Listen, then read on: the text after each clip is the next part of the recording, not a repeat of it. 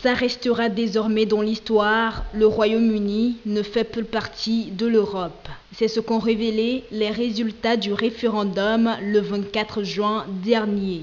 Politique, économie, sociale, climat des affaires, le Brexit n'est pas sans conséquences. Et déjà, les premiers signes se voient en Afrique avec une perte de croissance économique en Afrique du Sud, l'une des grandes puissances économiques du continent. Selon certains économistes, les enjeux du Brexit en Afrique sont nombreux.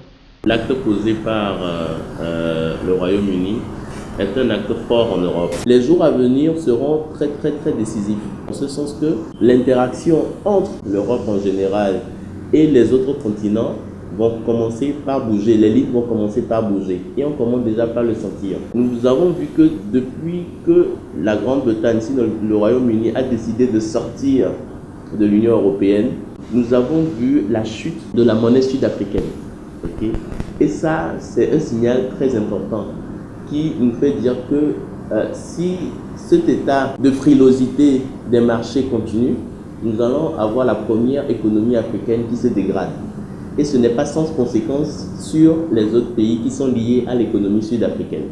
Deuxième plus grand investisseur en Afrique, la Grande-Bretagne conservera-t-elle encore cette position? Les pays africains, surtout ceux qui ont un lien fort avec ce pays, pourraient enregistrer une baisse des investissements venant de l'Europe. Et le Togo n'en sera lui non plus épargné. Nous pouvons avoir comme conséquence immédiate une réduction de l'aide publique au développement que l'Union européenne consacre à nos pays africains. Le Togo sera impacté à partir du moment où le Togo bénéficie de l'aide publique au développement octroyée par l'Union européenne. L'Union européenne a une part très importante dans l'aide octroyée au Togo. Et si ce que nous pensons, c'est-à-dire la réduction de l'aide publique au développement, est effective, donc ça va forcément impacter nos politiques de développement. Parce que nos politiques de développement, il y a une grande partie qui est soutenue par les publics apportés par l'Union européenne.